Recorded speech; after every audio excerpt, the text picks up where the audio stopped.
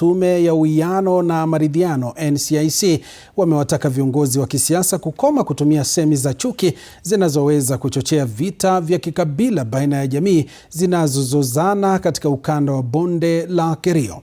Wakizungumza katika kaunti ya Pokot Magharibi, washikadau hao pia wametumia fursa hiyo kutoa wito kwa vyombo vya habari kuwa makini ili kuepuka kueneza ujumbe huo unaoweza kulitumbukiza taifa katika uwanja wa vita. Mwandishi wetu wa kaunti hiyo Andrew Juma na mengi zaidi.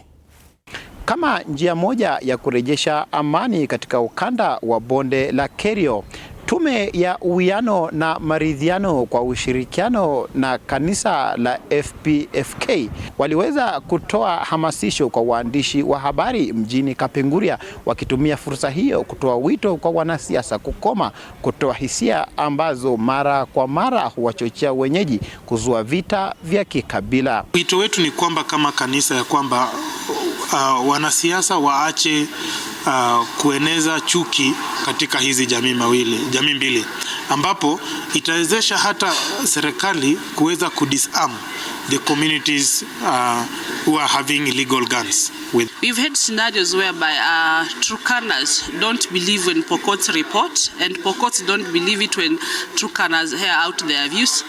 Insensitive reporting has contributed highly to the banditry attack across the border.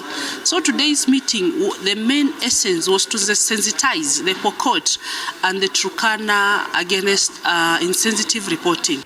Maeneo ya Masol katika eneo bunge la Sigor, kaunti ya Pokot Magharibi, na eneo la Kainuu katika kaunti jirani ya Turkana yaliweza kuorodheshwa kama mojawapo wa maeneo hatari ambayo yanatumika na wezi wa mifugo kutatiza hali ya amani katika mpaka wa kaunti ya Pokot Magharibi na kaunti ya Turkana. Washikadau hao wakitoa wito kwa wenyeji kukumbatia mpango